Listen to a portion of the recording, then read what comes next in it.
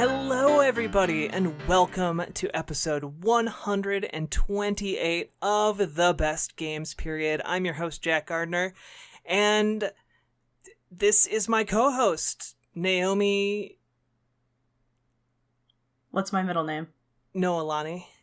Oh, nice. Yeah. Nice save. Lugo. I knew what your middle name was, but I was trying to think of like something like The Crusher. Or The Crusher.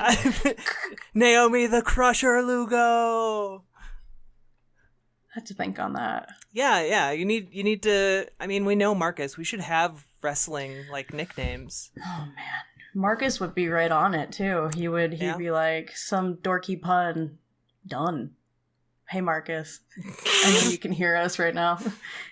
We talk about you a lot on this podcast, so maybe you should join us soon. Everyone, I know you can hear us. Everyone talks about Marcus all the time. How could you not? He's just so charming and affable. Affable. I'm gonna message him right now just to mess with him. Gosh. Oh gosh, there's an ant on my desk. Get away, ant. Go. Yeah. So, how are you doing? Good, except for the ant. I was gonna say, is it warm enough out there for ants yet? It is. All of the snow is gone. All of it. That's weird. It's been a huge problem. It's flooding the entire Midwest. So shouldn't laugh, but that's just yeah, it's pretty awful. There are like towns missing. So not a laughing matter. Sorry. No, I'm doing good. I've been playing a lot of Sekiro. Shadows Die Twice. And I've been really digging it. Although yesterday I suffered a major setback where I got killed after like 2 hours of doing really well. And it was because of a software malfunction on my computer, not wanting to play DualShock 4s. It wasn't even you like doing bad in the game. Right. I was about to win. I mean, that should make you feel better though. About to win, like win the whole game? No, but beat the boss fight I was on. Oh, I was gonna say, like, if you had a software malfunction at endgame, that hurts. Yeah. I mean, software malfunctions hurt always, but that would be brutal. It'd be tough to deal with. Mm-hmm. Yeah, I've been playing a lot of that game, and I can definitely talk a lot more about it at length. But what have you been playing? Oh man, what have I been playing? I actually went back to Pokemon Quest, which... Was that the Cube Pokemon game? It is the Cube Pokemon game, and I love those graphics so much. They're perfect. But yeah, I played the hell out of it when it first came out, which I think was mid last year, maybe? Yeah. I don't even know. It was a while ago. It was forever in game years. We'll just put it that way. I think they announced it at E3 and it came out like the same day. They did. That's right. And it went out on Switch after. Anyway, I went back to it because with any Pokemon game, I'm a Pokedex filler, so I knew I would want to go back to it eventually. And I didn't beat it. I'm like 2 levels away from beating it, so that was kind of a crime. So why didn't you beat it? I don't know. It's definitely a grinding game, so I probably just got really tired of it. Isn't it also a puzzle game? No, it's not. No? How would you describe it? It looked like a puzzle game when I was looking at it. It's not. It's I want to say dungeon crawler, but there's no dungeon. You basically buff up all your Pokemon. They get strong. You give them some runes, we'll call them, and then they go beat up bosses and other Pokemon, and you slowly level them up, and that's how you beat the game. So it's one of those. So I spent $5 on it, and then I immediately quit playing it for like 6 months. As we do. Yeah. But I've been wanting to go back to it, and now's the time.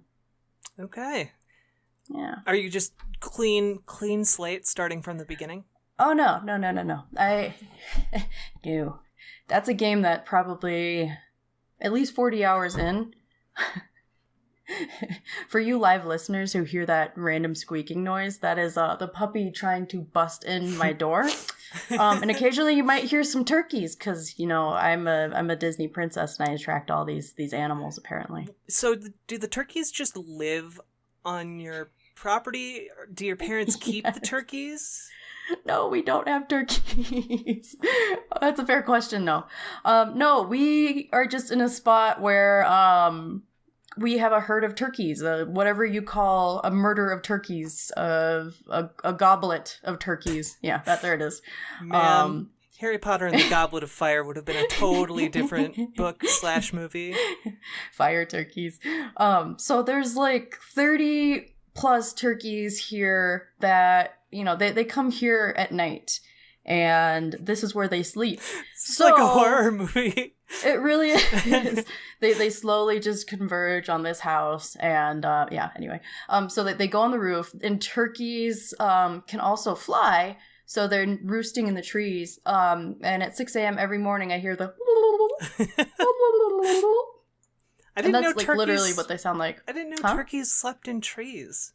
They do. They some of them sleep on the ground and some of them sleep on the trees. I don't know the hierarchy of turkeys, but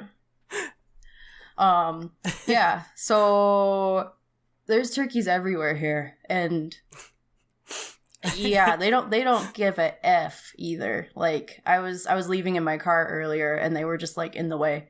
It's like, I don't want to run over a turkey, but if you don't move, it's gonna happen. So. And these dudes are big too, like they're full turkey right now. I don't know how turkey seasons work either. Apparently I need to like up my research game. But... Is that just how you're going to like tell people the size of things now? Like, oh, it's probably about 2 or 3 turkeys large. Yeah, that's my new system of measurement is how many turkeys you can fit in it. No, but these are huge birds, and they're wild birds, by the way, so they're not like, I guess, Thanksgiving turkeys. But they could be. They puff up. They could be. They just wander around, and they apparently have no enemies, so... It's because they've killed all the enemies. I guess so. Although, the other night, and I'm going to feel really dumb if this turned out to be a little dog, but I swear I saw a baby bear in the backyard. Ooh. It was running weird, and it was like shaped weird. Like I thought it was like a baby pig at first, or maybe a goat.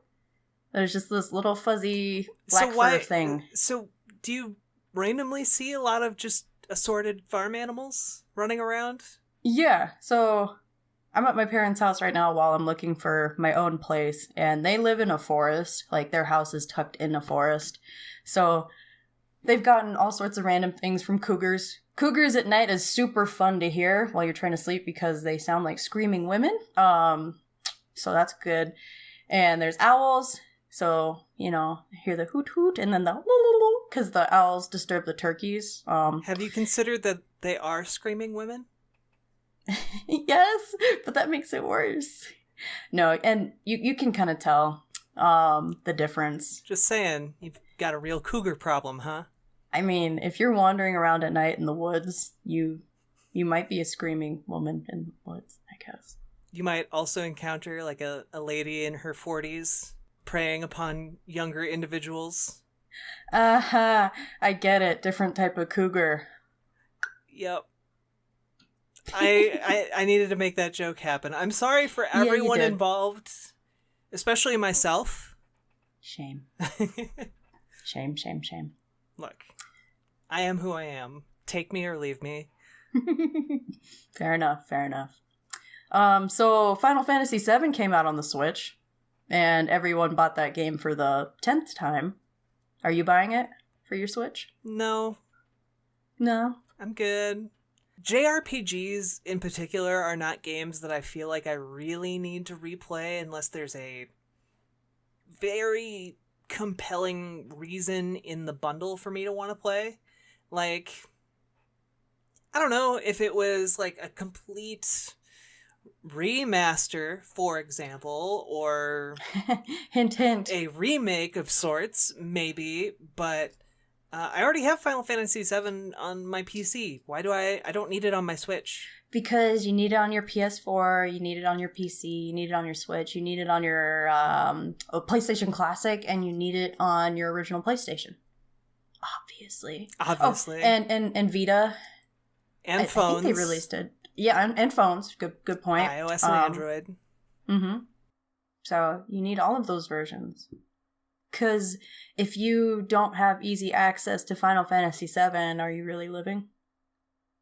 I don't know, I guess. Exactly. So you bought it? No, not yet. Oh, okay. I'm away from my Switch, which is probably a good thing. But there's an Xbox in the house, and I am super tempted to get Devil May Cry, because that looks like so much fun. Okay. I need some dumb slashing in my life. Who doesn't? That sounds weird. And anime dudes who are very dramatic. Just the anime dudes, let's be real. True. We can move on. It's okay. All right, what game are we talking this week? Sekiro, right? Yeah. It's been out for a year. No. It hasn't, but we're going to talk about it eventually. We also need to talk about Bloodborne one of these days. Yeah. That means I need to play Bloodborne. Yeah, it's so good. I have it on my PlayStation. Play it. I don't have a PlayStation. Good conversation. Don't think about it too much. Good Don't talk. Think about it too Good much. talk. Gosh. So, the game we are talking about this week is The Sims. Sims 3. Woo woo. I was gonna try and screw it up one more time, so that we'd get it right on the third time, and it would be like a whole circle symbolism. Huh. The three. Yeah. Anyway. Yeah, and for those of you listening, we are now going to switch our language to Simlish, so get ready for that. Yep, here we go. Sabadoo. Zabadoo-ba-da-ba-doo-ba. Just kidding. I'm done. All right. So. Gosh. This is going to be an episode, isn't it? It's going to be one of those. They have been one of those for a while now. No, not like this. Not like this. What, like a Mario Kart level? That's a new bar. I think you keep saying Mario Kart, but you mean Mario Party. Which is just perfect.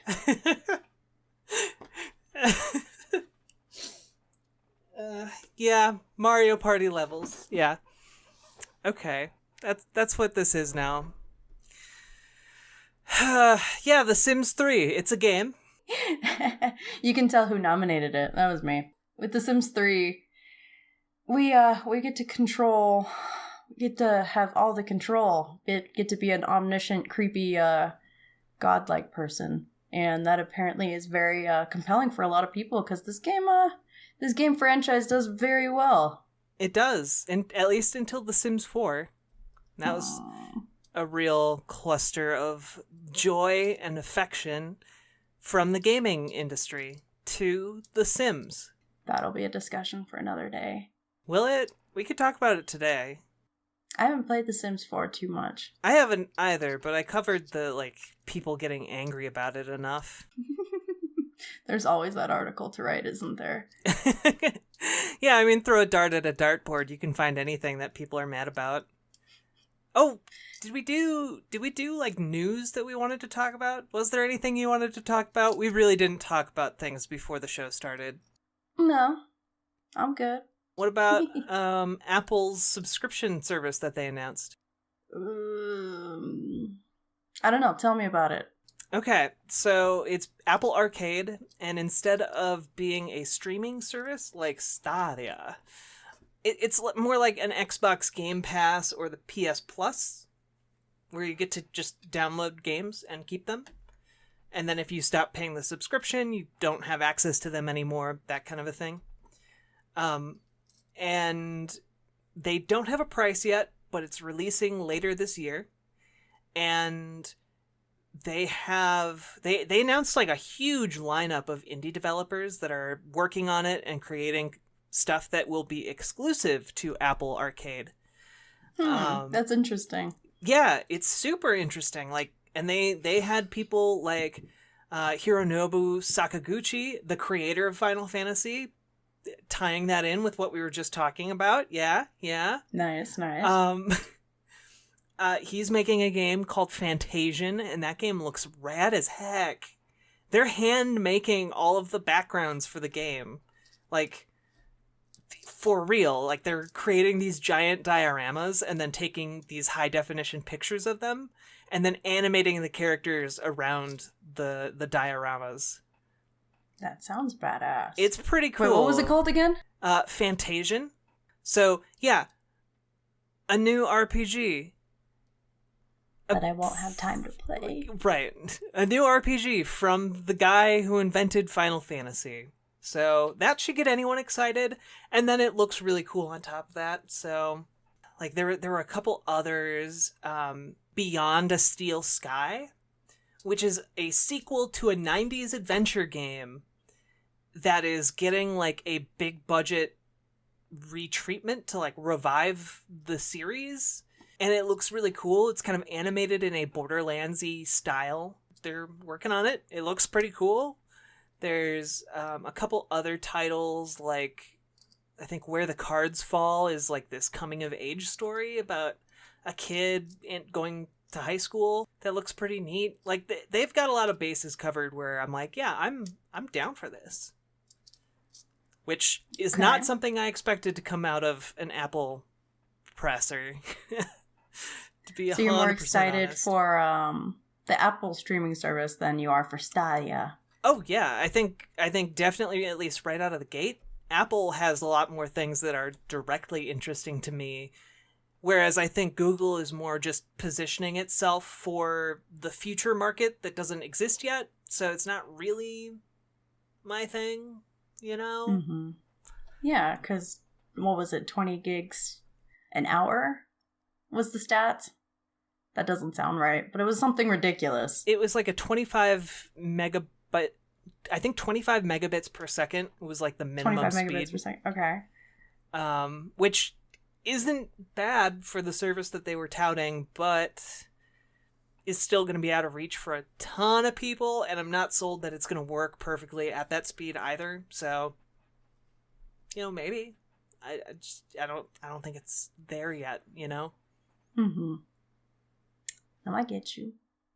I definitely know that we're going to go towards digital. That's just where we're going. It's what companies want, because it's going to make them way more money when they have 100% of control over their products. Exactly. And they don't have physical product costs. Mm-hmm. But, I don't know. What does it take for you to grab a physical copy of a game? It has to be a game I'm really interested in. I don't know. I think the last physical copy of a game that I bought was, I think, The Last Guardian, actually. So it's been a while. Oh wait, no, that's not right. I bought a bunch of games for my Switch that are all physical copies. Did you lick the cartridges? I didn't, because I don't hate myself that much. But they don't taste that terrible. Cutaway to Naomi over like a breakfast cereal bowl full of Nintendo Switch cartridges. I would love to have that many Switch games. That'd be fantastic. Just nomming, chowing them down. Nom nom nom. Yeah, $60 cartridges. No, thank you. It's not as bad as like that gold-plated food. Gold-plated food? Yeah. Rich people eat that. There's like a restaurant. I've seen gold flakes and stuff. There's like a gold chocolate bar that you can order for like $25,000 or something. Like, it's ridiculous. I would love to have an extra $25,000 to spend on a chocolate bar. Yeah, you know what? You and I should go into business where we just take Snickers bars and put them in like tinfoil, spray paint it gold, and just be like, hey, this is your $25,000 chocolate bar. So fraud. We should go into fraud. Is it fraud to sell someone something that they want that is already stupid? Yes, if you're telling them that it is one thing and it turns out not to be that thing. Yes. I mean, you're cutting hairs. Sorry, I'm destroying your business model here. It was foolproof. I'm sorry. It's okay. It's okay. My next pitch is that we need to go into the business of selling air guitars. This is a deluxe air guitar. Yeah. Can't you see it? Yeah. All we have to do is ship a guitar-shaped case with a note inside of it. Boom. $25 a pop. All right. I guess this is the Shark Tank but fraud business podcast. Hey, again, that idea is actually not fraud because I'm selling them exactly what I advertised. That is true. That is true. I'll give you that. Thank you. Now let's just stop using the F word around here. French fry. Otherwise, some people will start calling our podcast a fraud. We advertised a good time, and we got this instead. No. It's a good time. Because we're going to talk about our game this week, right? Which is... The Sims 3. See? I got us to introduce it 3 times. Yeah. Mm-hmm. Full circle. Okay. The wheels are back on the podcast. Complete. The Holy Trinity is complete. Good work, Gus. So, what type of player are you in The Sims?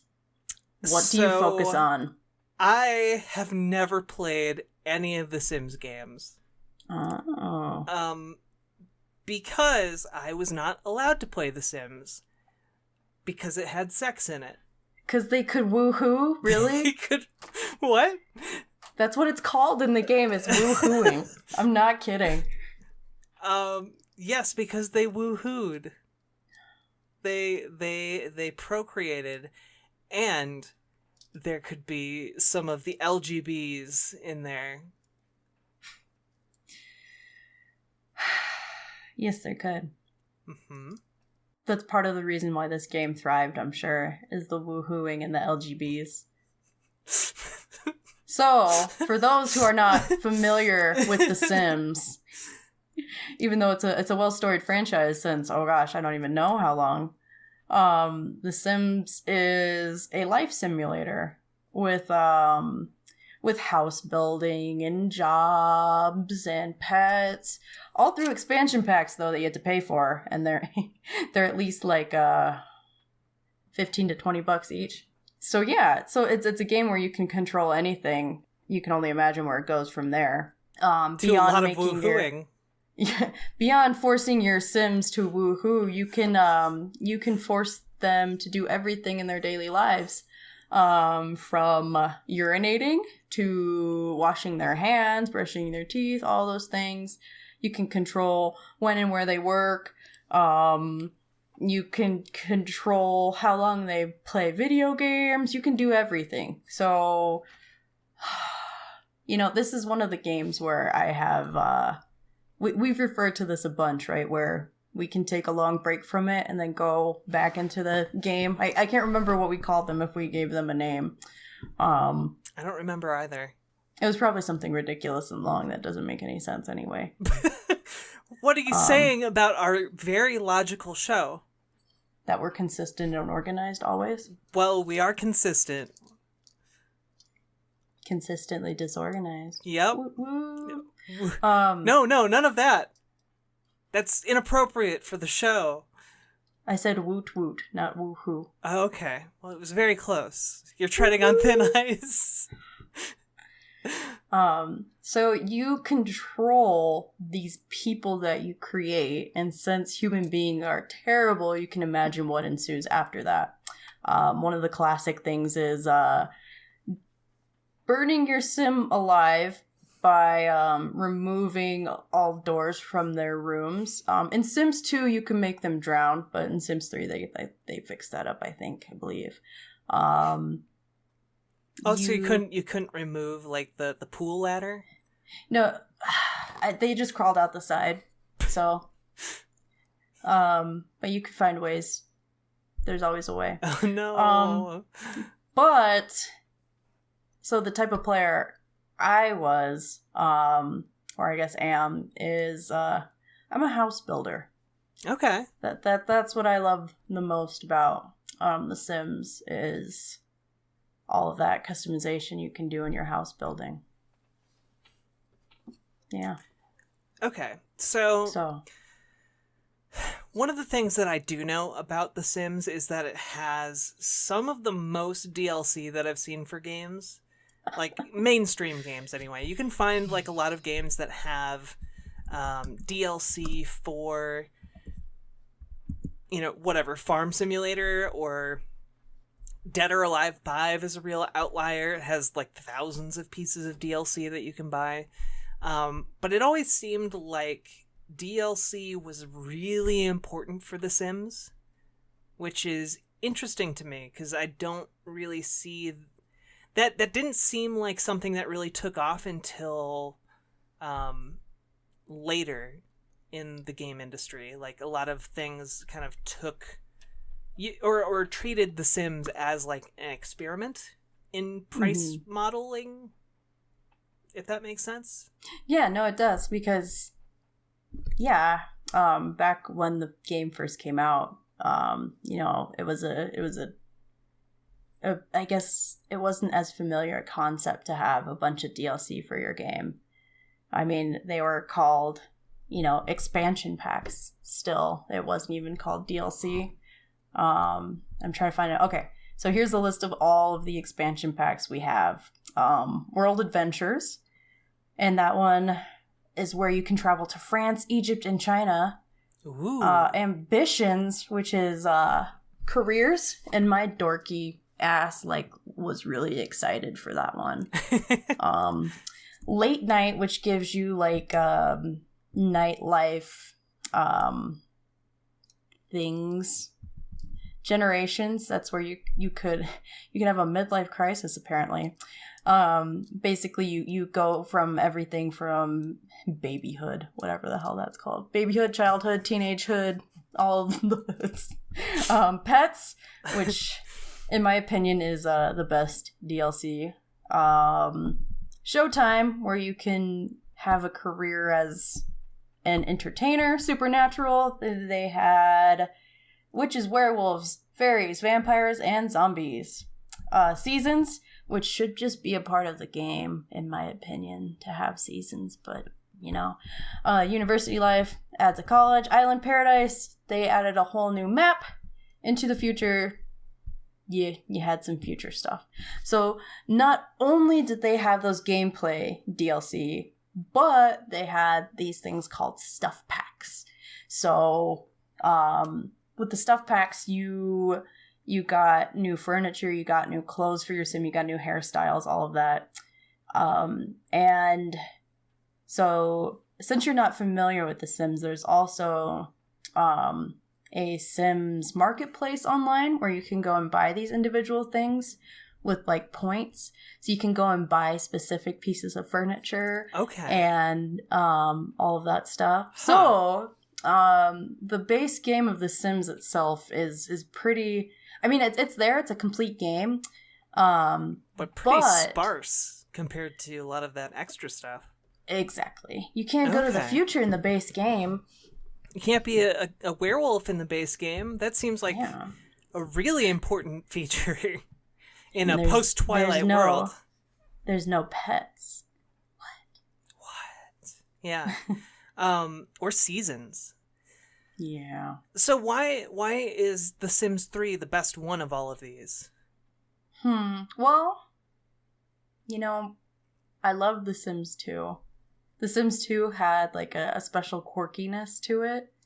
There was actually kind of Easter egg storylines and all of that. But with The Sims 3, it just felt more complete. And I don't know, especially as someone who is more of like a builder and all of that, it was way better in that mechanic of gameplay. Like, I remember building my houses in The Sims 2, and it was just, I couldn't do as much. There was not as much freedom. So, yeah, I dig The Sims 3 more. So to clarify, there's different ways to play this game, right? Because it's a simulator, so you can do a bunch of different things. So there's the builders, like what I am, where you build your houses, you can build your town, you customize all of that. There's the people who you know, they act out drama, and they might like remake their families or people they know and see what they do. that's definitely a genre.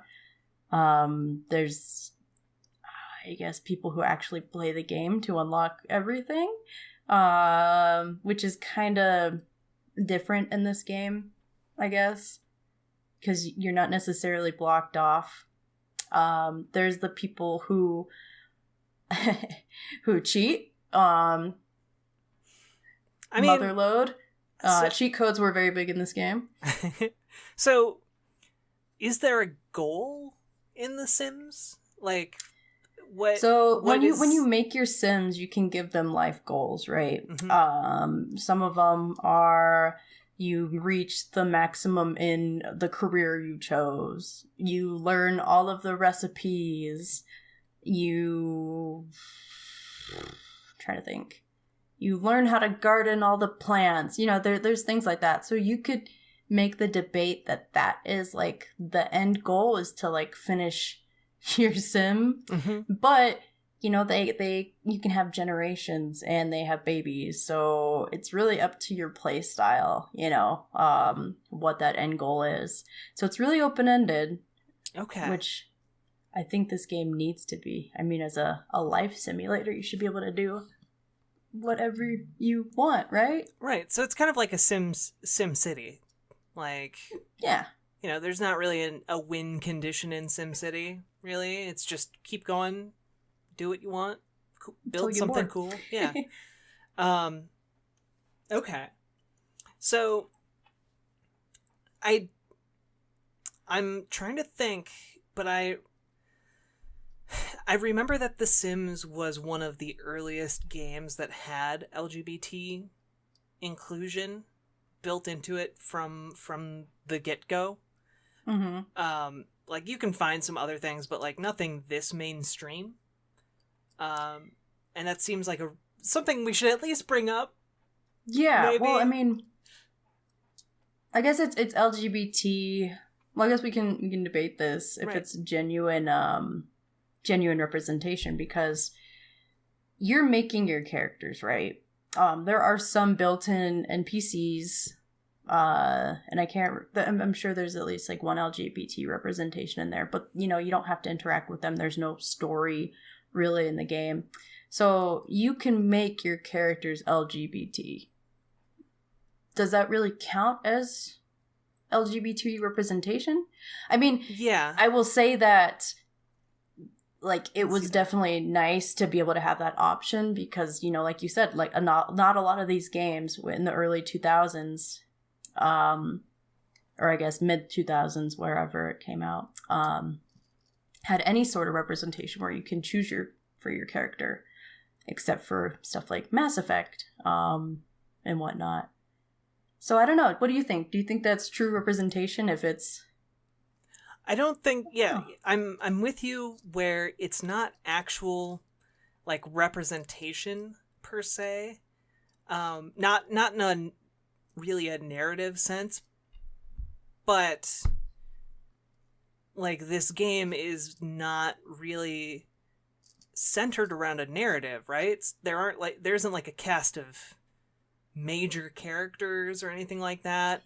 Yeah, I mean, kind of, but, you know, it's your choice to interact with them anyway. Okay. Yeah, like, I guess if we're talking about some, like, now we have a ton of games where we create our own characters and we can make them gay or straight or whatever. But I think when, like, The Sims was coming out, you know, and maybe this is more true for, like, The Sims 1 or The Sims 2, but this is, I think, part of what makes the Sims series special is that, like, it was one of the first games that really put that option on the table for players. And I seem to recall that, like, developers went rogue to get it done initially, like, just tweaking the code a little bit. Okay, well, that's badass. Yeah, and then people liked it, so, you know, the bug became a staple of the series, you know? I mean, yeah, there's some specialness in being able to put your representation on your Sims, I guess. You know, if you want your characters to be LGBT because you're exploring that, it's kind of, you know, you're getting your own representation. Does that make sense? Like, yeah. You know, you're making your own sandbox, you know? Yeah, exactly. So, you know, even though it's not in the narrative, I still think that it's an important bookmark in LGBT representation. Well, and I tend to think, like, a game like The Sims isn't, like, it's not, it's a different beast than something like a Mass Effect, right? Where the characters are hugely important to the series, and if you just had no characters, if, like, everyone was just default straight, and you could make your character gay, like, that's not great representation. But if you have, you know, characters that are explicitly gay in your game, I think that changes things. And so in the example of Mass Effect specifically, but because The Sims isn't a narrative game and it is more focused on being a sandbox, I think providing the pieces in that sandbox or Lego set, or however you want to take this analogy, to make those relationships is really important. Yeah. I mean, when this came out, I was still in middle school, high school, and, you know, those are very formative years, right? Mm-hmm. So it definitely helped me think through some things, so I like to give it credit for that. Yeah. It deserves credit for that. I think, like, honestly, giving a kid something like this to play around with, to, like, figure things out, isn't the worst way to go about doing things, you know? Mm-hmm. You know, they're figuring out what they think is good or bad, and I don't know. I don't know where I'm going with this. I'm just kind of rambling. Well, yeah, it's a sandbox to test reactions, right? Like, you could set your sim on fire, but you can also test out the different traits you give them, right? You can give them, I think it's 5 different traits, and there's things from, like, artistic, computer, computers. Whiz. I was trying to remember what it was. Computer whiz. You can make them a loner. You can make them psychotic. You know, you can test out different aspects of humanity. Granted, it's very slim because it's a computer game from 2008, 9, whatever. But, you know, it simplifies really complex things in humanity. And like you said, if a kiddo is exploring with it, I think that's fine. Well, and I also think that oftentimes kids and teenagers, they learn by, you know, seeing how other people react to things. And and so giving them a sandbox like this that's genuinely fun to play around with, and also gives them some of that interaction is good. Yeah, definitely. Well, and that makes me think of, like, more recently, like, within the last year when I played this game.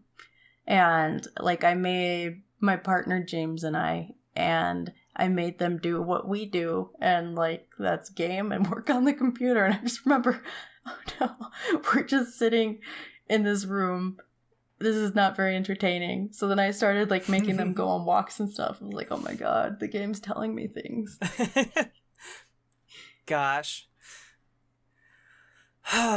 Yeah, is that kind of like... So I guess if you had to distill The Sims 3, like, okay, so it's better at building. Like, you were saying it stands well on its own aside from all of those expansions?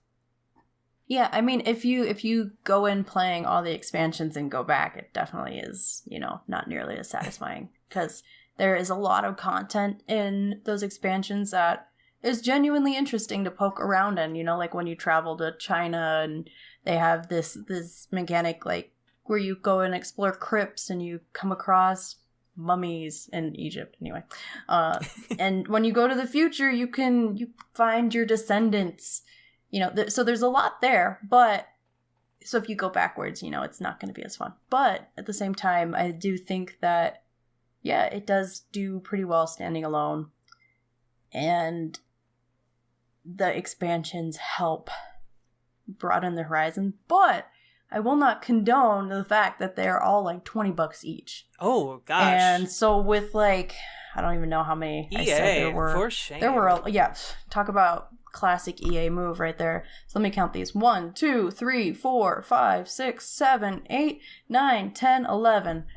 That is $200 if they're $20 each. That's a lot of money for a game. That's some moolah. Yeah. Simoleons is what they're called. So, and you can go in and buy more crap for your sim, like I said, new hairstyles, new clothes, whatever. So that's definitely an icky side that I don't like. Yeah, did The Sims 2 have that too? Like all the expansions? Yes, it did. And a lot of them are similar. Free time. Excuse me? So they have university, nightlife, open for business, pets, seasons, bon voyage, free time, and apartment life. Okay. And they also had the stuff packs. So yeah, stuff packs on top of that are like $15, $20, $10. IKEA had one. That's interesting. Oh my goodness. H&M. So yeah, there's definitely some room for talking about capitalism once again in our podcast, but we can wander away. It's a sword that cuts both ways, isn't it? Like on the one hand, these tools can be very valuable for allowing young minds to explore and discover their way in the world. And also there's kind of a weird, gross aspect of being marketed to in some of them with IKEA furniture packs and H&M packs. Like, that's weird, right? Mm-hmm. I don't know. Yeah, it's weird. Capitalism's a monster. Well, and the thing is, some of these expansion packs, some of them were well done. Like, Pets is really well done. But, like, the Island Paradise one, I think it's called, that's really buggy. And it's not just buggy for me, who just had, like, some crappy laptop to play on, right? It was buggy across the board. So that's not okay. I don't dig that. Like, if there was love put into every DLC, sure. It's worth the time and money. But Naomi, what if love EA. was put into that really buggy DLC?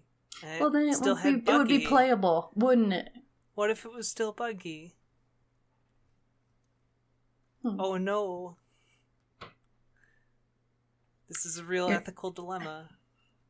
So, I was really excited to get this Island Paradise one, right? Because this is some damage. Okay. This is damage. Oh no. Not to even mention all of the crap that I had to go with to get the thing installed, but we'll go into that in a second. So I am an ocean nerd. I love the ocean, so having it in my game is amazing. The Island Paradise it's a new world, so you can make your house, or you can be on a houseboat, or you can build something, whatever. But it had different mechanics, like you could go snorkeling, and you could have a career as a marine biologist. Just nerdy things that in 2010 or whenever I played this made me really stoked, right?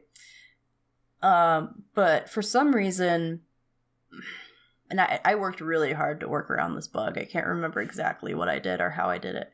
But when I tried to load it up after playing the first time, it would not load up again. So I'm pretty sure I just did some weird tweaking with the files to make it work. So yeah. Oh, and then my other damage with The Sims. All right, strap in for this one. So I originally had the game, I think I bought it off like Amazon or something. I was really excited to be able to buy it on my own on Amazon. I think I used like points that I earned to even get it or something. And I got a bundle where I got the base game and I think like pets and some stuff pack, whatever. So I played that for a while, and then I kept on getting DLC, like whether it be from people, as a gift, or, I got more Amazon points, whatever. So I accumulated a decent amount, like, I don't know, like 4 or 5 of them.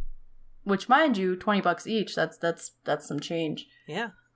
So I got the bug to play it again a while ago, but I didn't have the base game because something happened to the physical copy of the CD, whatever. So I go and buy it on Steam, because Steam's compatible with everything, right? Right. It should be easy. But no, it isn't. So DLC that you buy on Amazon is not compatible with the game that you buy on Steam. Okay. So, but I didn't know that at first, and I was just like frustrated, like, what's going on? Why isn't this playing? Because also, Sims runs through Origin, which is EA's gameplay or whatever. So it wasn't telling me outright, like, hey, your systems aren't compatible. So I had to go, like, search on Reddit and find out what was going on. That's a great sign. So I got so mad. You're still mad, I can tell. It doesn't make any sense. Well, that's because I spent a lot of time trying to figure this out. Did you figure it out? I did, eventually. Okay. I think I just got mad and, like, bought the game on Origin. And then, like, I tried to get my Steam refund, but it's like, if you play for under 3 hours, you can get a refund. But since I was running it to try to get these DLC to work, they wouldn't give it to me. Oh, no. So I get mad whenever I see it in my Steam account. Oh, no. And this is the best game, period. Yeah, I mean, no. You're not mad at the game. You're mad at everything around the game. The infrastructure. Right. I'm sorry you had to go through all of that. That sounds really frustrating. It's okay. I do have to say, one of the things that I've heard a lot about The Sims 3, and I've also heard myself, is with a strange amount of frequency, is the soundtrack. Yeah, actually. What makes it so, like, hypnotic or memorable? I'm not... It's bubbly and fresh. And it's weird. There's actually a commercial that uses, like, a Sim song, and I can't remember what it is. I was always wondering, like, is that, like, a Sim license thing, or is, like, anyway. But yeah, I can distinctly remember the house building music, and then there's different music when you're buying stuff in your house, and then there's music for when you're actually playing the game. There's pause music. I don't know. It's solid tone setting music, and it's happy, unless your sim is dying. Oh, and no! It gets creepy. Oh, really? And the Grim Reaper comes, and then you try to like move the doors so your sim doesn't like get carted away by the Grim Reaper. Oh no! Yeah. Or the burglars. Dang burglars. Did burglars kill your sim? No. Oh, okay. No, it's just annoying. Okay. Another gripe about the sim. Everything you try to do takes about 10 billion years in sim time. So you like go do the dishes like the day's over. So I always that always bugged me. I always wanted to like find a mod or something that fixed the actual time schedule. Because again, being the nerd I am, I wanted to be able to like maximize my time in this game so that it was more realistic. And it always bugged me that like rent was like $200. Oh my gosh. I wanted to fix that too, right? I want to live in The Sims. Because like I think it would be way more interesting with more realistic challenges. When I play The Sims, I want to live paycheck to paycheck. Okay, I'm a nerd. Yes, I do. I want to be able to build my sim. Well, I guess that's a way of like imposing. Yeah, exactly. My own end game, my own survival mode in The Sims. Because I mean, that's not really a thing that exists. There's no, everyday boring life survival game. Because we already live it. Why do you want to play a game where your sim is sad? I don't know. Do we have to go into the psychology of Nomi again in this episode? I mean, we don't have to go into your psychology specifically, but like, why do people play The Sims? Because we are gods. No, is it a power thing? Well, I mean, there's definitely the power side of things, and it depends on the type of player you are. But there's also the exploration part. Like, I love building houses, right? But then there's... I don't know what it is, but... Yeah, that's interesting. I guess it goes into my... I like games. I like survival games because I have to think really clearly and I have to compartmentalize, and it's not something that I really thrive at in real life, so I guess it just gives me an outlet to at least explore those ideas. Like, it drives me crazy, but every time I make my sim, they're a freelance writer. So they're just like typing away at their computer. I'm like, oh my god, this is boring. It's too boring to watch. Oh, she has to take a break to pee. Like this is ridiculously like real life. But there's just something that draws me to doing that. I guess it's like a trial run for my own life, I guess. Okay. I don't know. It's interesting though. Yeah, I mean, I feel like almost this entire episode has been kind of like, why do we play The Sims? Like, why is it one of the most popular franchises of all time? And maybe it's because in The Sims you can make mistakes. You can burn to death. You can die. It's fine. And you can just reset. I don't know. It's a dry run for all of the things in life that are hard and you don't necessarily get second chances to do. Mm-hmm. Mm-hmm. So, yeah. And plus with the added benefit of just like goofiness and like unintelligible like sing-song language and fake money and weird mannerisms and all of that. It's like a playground of failure. That's the quote for the show. Sims 3, a playground of failure. But in a good way. In a good way. Yeah. I mean, in order for someone to get that, I think they would have to listen to this entire episode. but it's a playground of failure, and that's good. I guess there's a freedom to be God and dictate what you want to happen, even if it is a representation of your own life where you're sitting in front of a computer all day. Naomi, did you do a real life version of Dwight from The Office where he makes a character in Second Life that's him in every single way except he can fly? No, but kind of. I mean, kind of.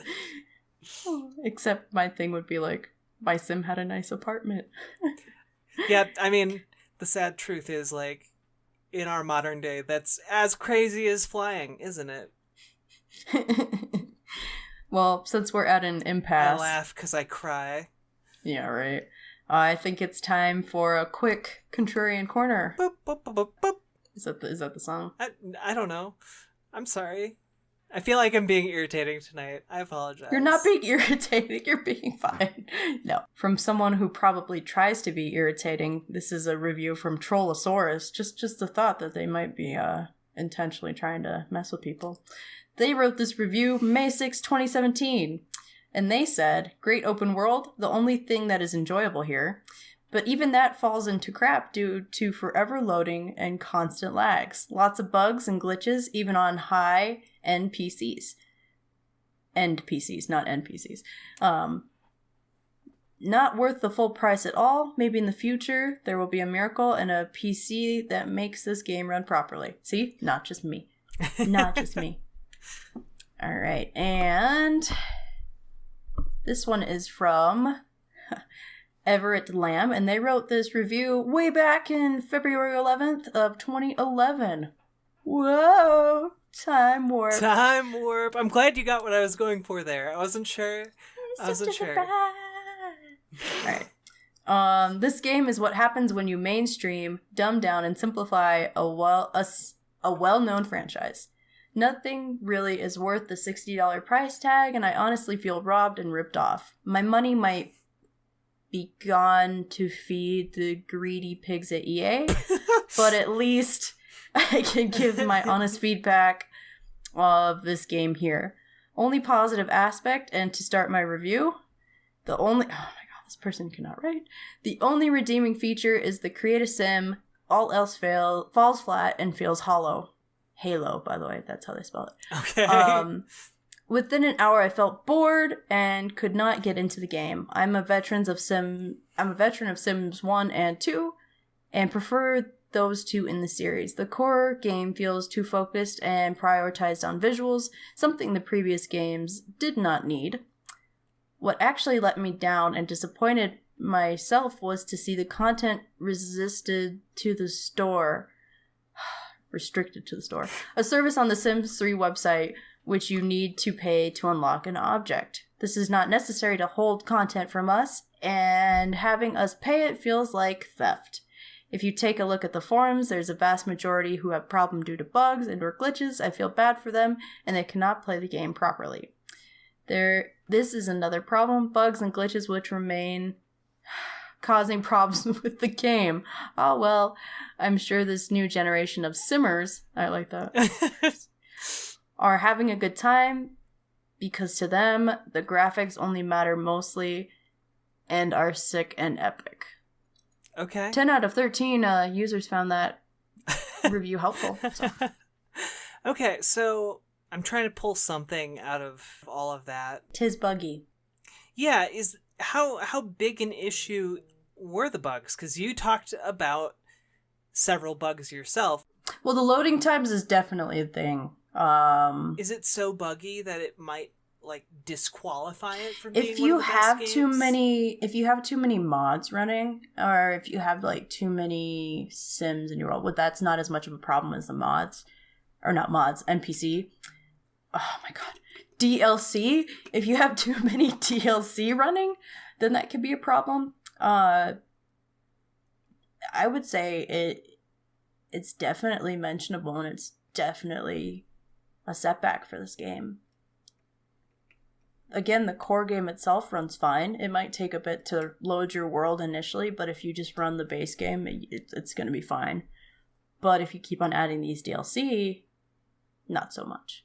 But, that's a game should run right with DLC. But I will say, even games like The Witcher have had problems with their DLC, right? There's a bug now that if you download, I don't know exactly how it works, but if you download the DLC in a certain order or whatever, it messes up the cutscenes in the base game. So it's a problem that still happens, and I get it. Right. if you have too big of a file and it doesn't run right, sure. But at the same time, CD Projekt Red has addressed that, and they have, at least offered a way to fix it. It's not the most pretty way to fix it, but it's a fix. Feel like EA kind of just got their money and ran. So... Best game. Is it a best game period, though? Like, I feel like you're kind of...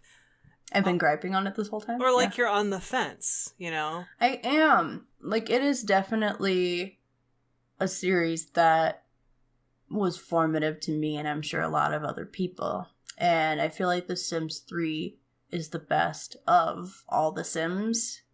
Even though Sims 1 and 2 are, you know, they're more quirky and they're unique because they were, you know, they weren't bought out by EA right away. So they had the developer's charm behind them.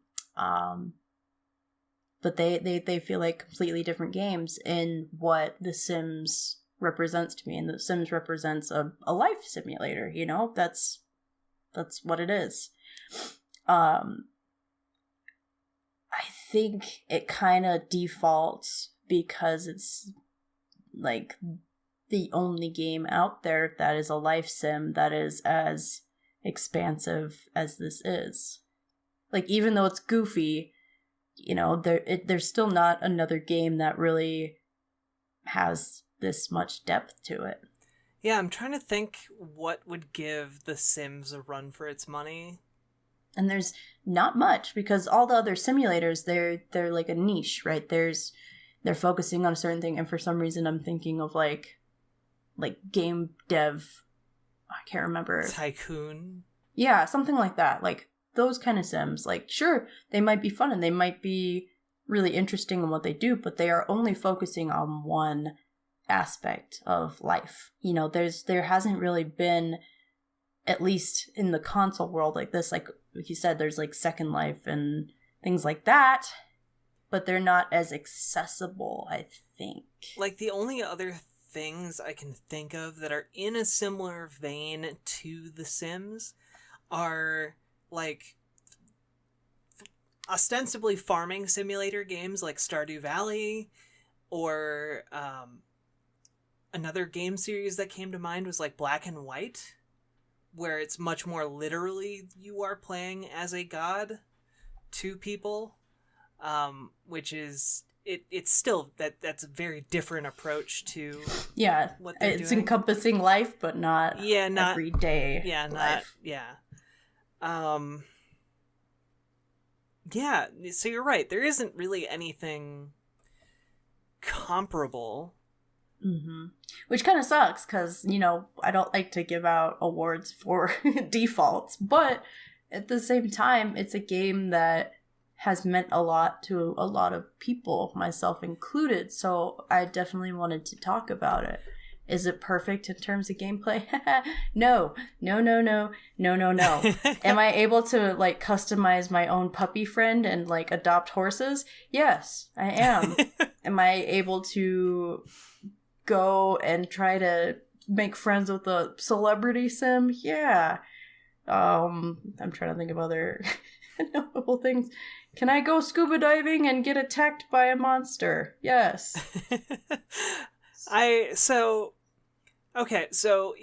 you kind of coming down that yes, it's a best game period, but with a tiny asterisk next to it, mm-hmm. until something better comes along. Yeah. Okay. It's more like architectural sim for me, but okay. Well, yeah. Because I do think that the house building is solid, but at the same time, of course, there's always a but. It's blocked by having to buy stuff for your house. Like, if you want to build a tutor, you have to go and get specific things from the store. Like beans. Like what? Like beans. Like beans? Yeah. Lame. Tutor. Or I get it now. Farts. Or, like, you want to build, like, a minimalist home. You have to go and get these things because it's not really... You're laughing at your own joke right now. I was very happy with it, okay? Lame. So, yes, but with an asterisk. So, and why does The Sims 4 not surpass The Sims 3? So, I've only played, like, at the most 2 hours of The Sims 4. And the world is a lot more restrictive. That's strange. Yeah, it is, and it really bugged me. Huh. And I played with the house building mechanic a little bit, and it was not as satisfying. The art style's fine. It seems like there's a lot more customization when it comes to your character, which is something that's always appreciated. But yeah, the world is like restricted to, I can't remember how big it is, but it's not an entire town like The Sims 3 is. And that's a huge bummer for me because like a part of what you're doing in Sims 3 is exploring how your character interacts with their world. Are they going to the gym? Are they going to a library? Are they going fishing? Are they talking to other Sims? What type of job are they going to get? You know? So I feel like Sims 4 was built a lot more for those face-to-face interactions between Sims. It just seems like kind of a cop-out for streamers, you know? Like, streamers could make themselves, and that's a funny stream. Woo. That's what it feels like. Woohoo. So, I don't know. It just seems it's not hollow. As in depth. Yeah, it needs to be. It's the 4th generation, right? So we should get more, not less. Just a thought. Just one thought. More thoughts will be more pennies. So, The Sims 3, best game period, asterisk, until something better comes along. There you have it. Let us know in our consistent weekly polls. Oh my god, when was the last time we did that? I just remembered that we did those at one point. It's been months. It has been at least since last year. Yeah. Yeah. We may or may not do a poll, but if you want to find out and participate in that poll to make everything official, you can follow us on Twitter at bestgamesperiod, and we also have a Patreon, patreon.com/bestgamesperiod, where you can support us. We are getting really close to being a self-sustaining podcast for the first time since this started in 2015. We love all of you. We do love all of you. Thank you so much for making this possible. And on that note, we have a couple patron-specific episodes that are coming up. An edited version of the Women and Tropes and Games.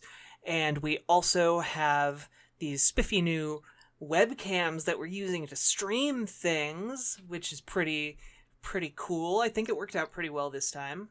And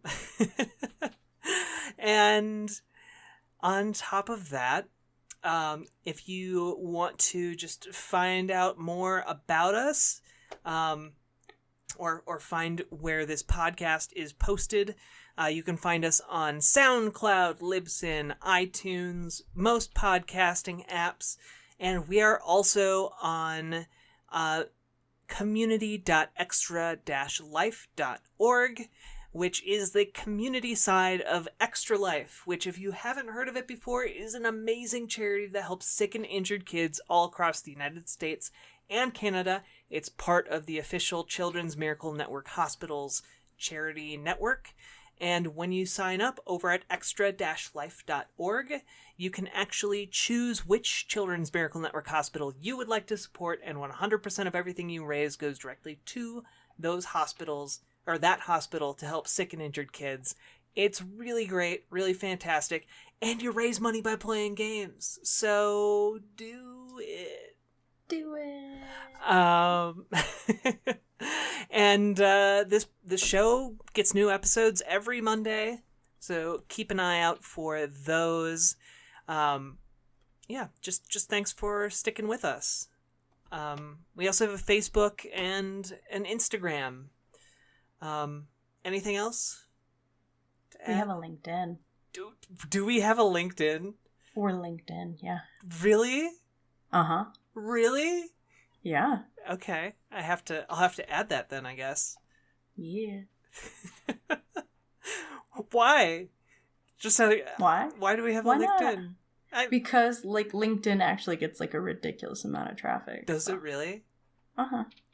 Okay. Yeah, Google loves it, so it's like always on the... Well, actually, I think they dropped their... Anyway, before we get into SEO talk, we have a LinkedIn. Okay, cool. I didn't know that. That's pretty spiffy. We have all the things. Look at us. Come listen to the big new podcast on the block where we shimmy our shoulders and talk about video games and have Pokemon plushies. It's a good time. Anything else to add? Flippity dippity. Yeah, we'll catch you on the flippity dippity.